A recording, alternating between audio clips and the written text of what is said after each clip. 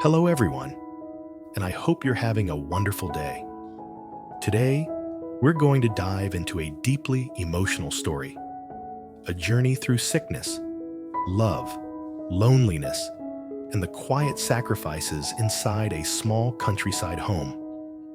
We'll follow an elderly couple battling illness, financial hardship, and the silent pain of being forgotten by their own children, and witness the fragile hope they find in the love of a little granddaughter. If this story touches you, don't forget to subscribe to the channel so you won't miss our next videos. In the cramped and damp room of the old countryside house, faint light from the window frame cast a pale gray hue over the worn wooden bed. On that bed lay the wife, motionless, her breathing heavy as if trapped in her chest. The prolonged bouts of pain had nearly exhausted her. Each cough felt like her chest was being squeezed, making even breathing a luxury. Her eyes grew increasingly blurry from fatigue, fever, and the endless struggle with her unrelenting illness. She wondered why she kept falling sick like this, one episode after another, never fully recovering before weakening again. She called for her husband, once, then many times. But all that answered was the faint crackling of the fire from the kitchen below, distant and cold. Loneliness seeped into every crack in the walls, every labored breath, making her heart heavier than the fever itself. She knew he was down in the kitchen, preparing a pot of herbal leaves for steaming. The one thing she hoped could ease the suffocating tightness enveloping her body. The wait stretched on indefinitely, turning each minute into what felt like an entire day. Down in the kitchen, the husband stood silently by the pot of herbal leaves, sweat soaking his shirt despite the cold weather. He stirred the pot as if holding the only thing that could lessen his wife's pain. Worry etched deep lines into his forehead, but he patiently waited for the herbs to cook properly, as the old villagers believed. Each time he heard a cough echo from the room above, he startled, his eyes growing more restless. When the water began to bubble gently, he quickly wiped his sweat, grabbed a cup of cool water, and hurried upstairs. He gently helped his wife sit up, his voice low and warm, as if trying to soothe the pain tormenting her. But as soon as she took the cup, she complained that the water was still hot. He showed no annoyance, simply switching to another cup with a handle, easier for her trembling hands to hold.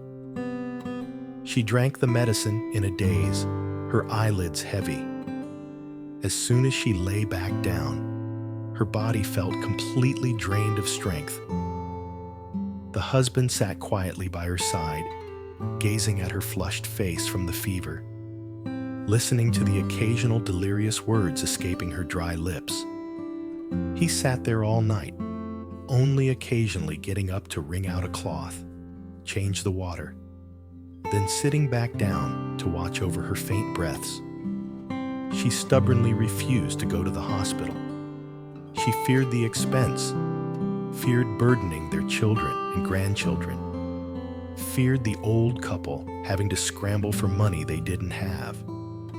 She wanted to stay home, to steam with herbs as she had many times before, to keep things simple, the way rural people lived. The air in the room grew thick, with the smell of medicine, the scent of steaming herbs, the mustiness of the old house, and the scent of helplessness. As she dozed fitfully amid the pain, he leaned against the wall, eyes fixed on the window where the cold night wind slipped through the cracks. He hoped tomorrow she would feel better, though that hope was as fragile as the faint light falling on her face. The next morning, the husband spread a mat on the floor, preparing for his wife to steam.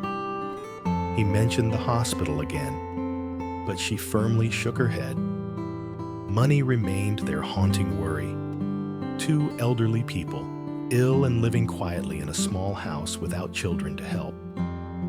She looked at her husband, her eyes red from sleeplessness and exhaustion. "That's just our fate," she said in a broken voice. "Getting old, sick all the time, with no child by our side." Those words struck like a needle into an old wound. They spoke of their children, once so obedient, now rarely coming home, leaving their parents to care for each other, to endure each illness alone. The husband blamed his wife for spoiling the children too much back then. She retorted that he was no different. They both fell into silence, a heavy silence filled with regret, with years gone by that could never be changed.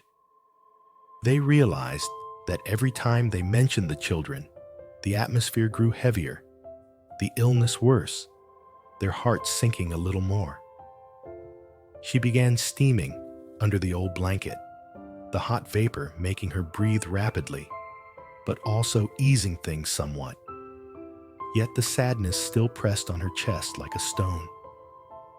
The husband sat outside, listening to the waves of coughing, feeling helpless as if it cut into his heart. They no longer expected anything from their children. Whatever fate brought, they would accept it. When she dozed off after steaming, he quietly cleaned up. His eyes were red, not from the kitchen smoke, but from the sorrow accumulated over the years, over so many long nights by her bedside.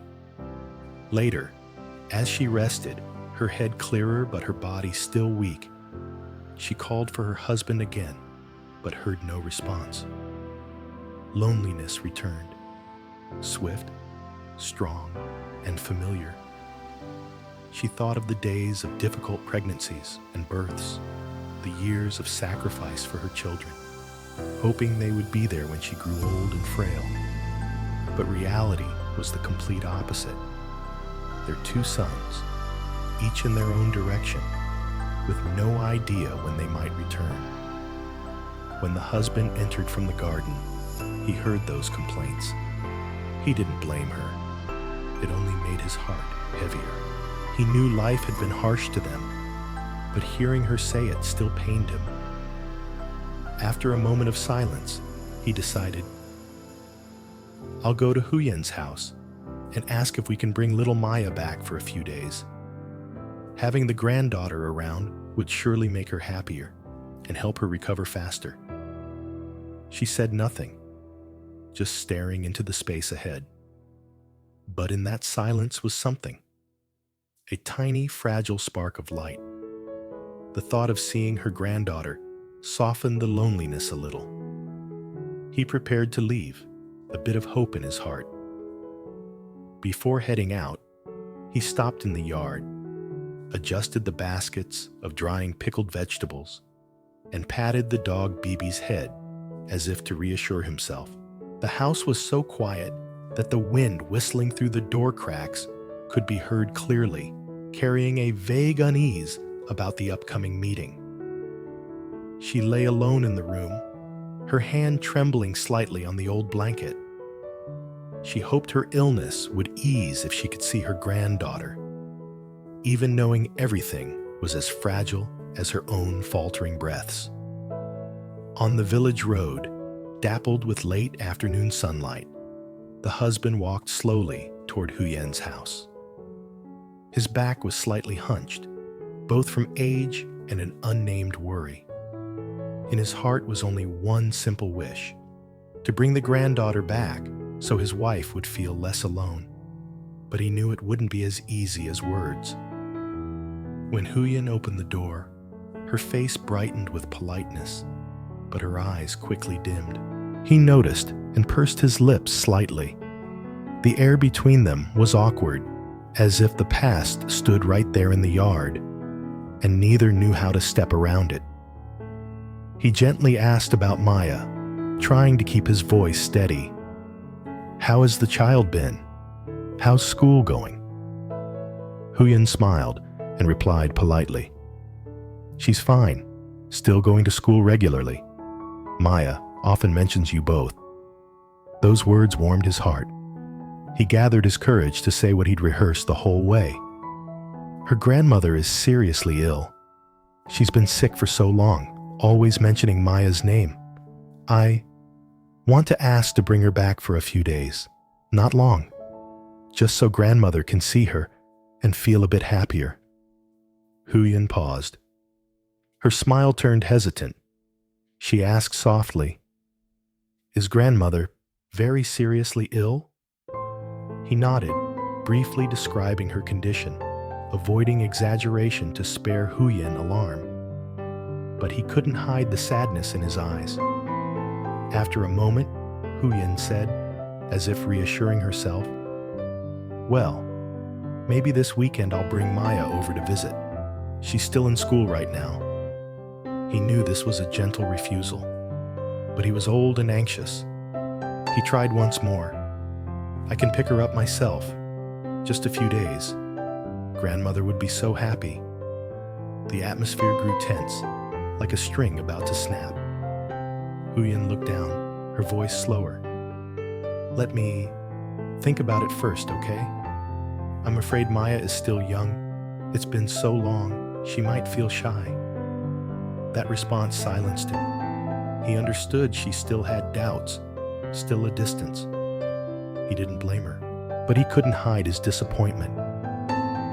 He forced a smile, said goodbye, and turned toward the gate. The late afternoon wind blew strongly, biting cold as it pierced the wrinkles on his face.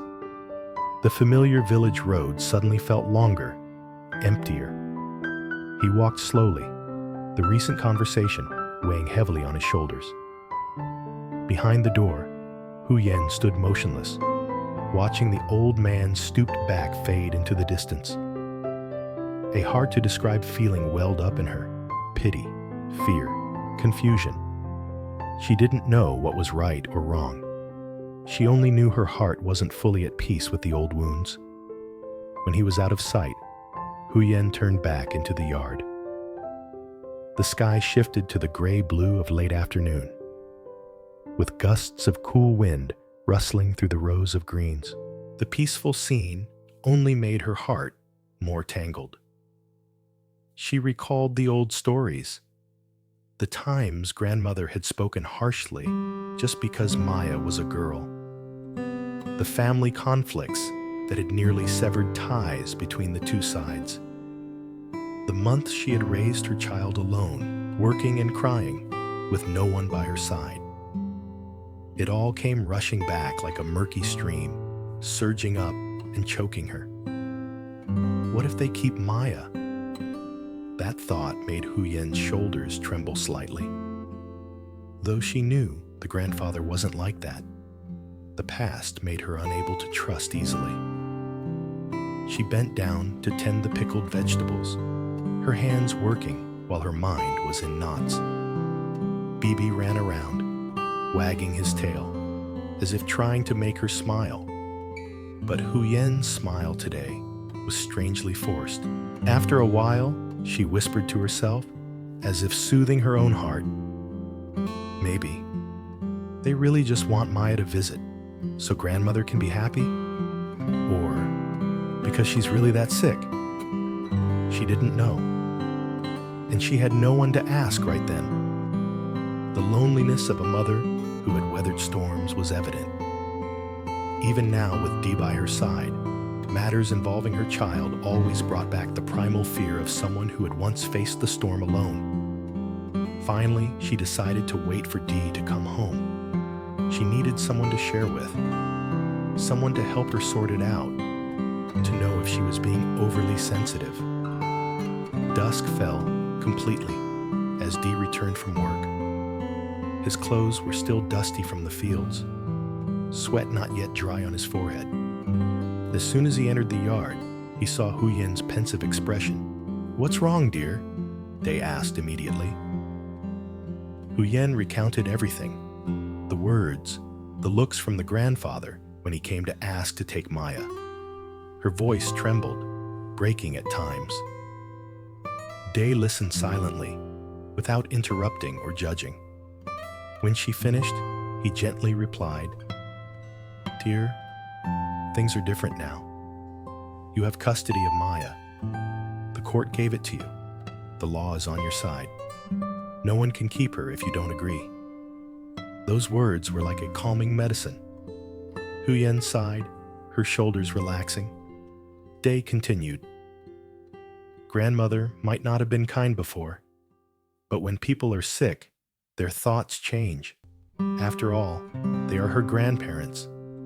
Letting the child visit for a few days isn't a bad thing. Huyen looked down, whispering, "I'm scared of so many things." "I understand," Dee smiled. "But we have the law, and we have each other. It's not like before." Huyen looked at Day, her eyes softening. In that moment, she felt she could truly lean on someone. The two went out to the garden to weed and pick some sweet greens. Light rain drizzled, the air cool but peaceful. Dee trimmed the soil while talking about plans to plant more vegetables for sale after Tet, hoping for extra income for the family. Huyen stood nearby, listening, her heart suddenly lighter. Amid the tangled fears, she still had a place to return to, someone to trust. That evening, rain fell steadily on the tin roof. The droplets tapped like a slow rhythm in the small house. Huyen and Dee cooked dinner together.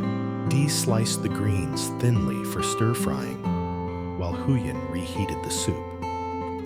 They chatted about this year's good vegetable prices, how with hard work they could earn a nice sum after Tet. Bibi lay close under the table, eyes looking up in hope of a scrap of meat.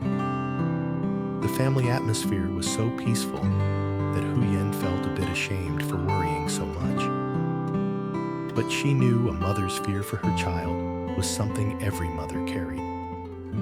During the meal, Day said softly, "If you're not ready yet, I'll go with you to take Maya over. Or I can talk to grandfather myself. We can take things slowly." Hearing that, Huyen nodded slightly. A fragile ray of hope flickered in her heart, something she hadn't dared think of that afternoon. The rain continued outside. The warm yellow light in the small kitchen made everything cozy, washing away some of the past's shadows. Huyen looked out the window. Her heart wasn't entirely certain yet, but it had softened. Though the past had left many scars, perhaps the future held a small chance for Maya and her grandparents to mend. The story ends amid the faint aroma of stir-fried greens and the patient whisper of the rain. Trong câu chuyện Everything cảm động finds này, its own way in Huyền đoàn time. tụ với Đệ sau nhiều tháng This xa cách. story Mối dây follows liên an kết của elderly họ couple được củng living cố quietly bởi in sự their vắng mặt small và tình countryside yêu bền home, vững. Cùng nhau where họ tập trung sickness chăm sóc and cô gái poverty Maya, weigh xây heavily dựng một mái on their ấm an daily toàn và lives. tràn đầy yêu thương. The wife Đồng battles thời hỗ constant trợ Tử illness, Vi, một cô gái trẻ refusing đang to đối go mặt to với the khó khăn. hospital because of money Những khoảnh khắc worries, gia đình chuẩn bị bữa while ăn, her husband dựng lên cares một for her cấu trúc day cho and Maya night, clinging và to chia the sẻ hope tiếng that cười. she will recover. Their greatest Phản pain ánh is tình not yêu the sâu sắc sickness, và sự but the quan tâm lẫn nhau loneliness. trong gia đình. Tuy nhiên, Their grown sự children bình rarely yên của họ return, gián đoạn khi những leaving kẻ them xâm to nhập xuất face hiện, everything tìm alone. kiếm Tử Vi và làm nổi In bật the middle of mong manh despair, và những the nguy hiểm husband mà họ phải decides đối to mặt. visit Huyen to ask căng if their thẳng và granddaughter bất định, Maya can stay Huyền with và them Đệ for a lên kế few hoạch cho một days, tương lai an toàn believing hơn. her presence might Quyết định bring trở về joy miền Bắc and để gần strength gũi back hơn với into gia the đình home. và mang lại sự ổn định cho Maya. But as he walks Qua toward những thử thách, Huyen's mối đe house, dọa và những something unexpected awaits. kết nối chân thành, câu chuyện ca Will ngợi this sức small mạnh tình hope yêu, gia heal đình their và sự hearts kiên cường trong công or việc, open another tạo chapter dựng of hy vọng và struggle? an toàn.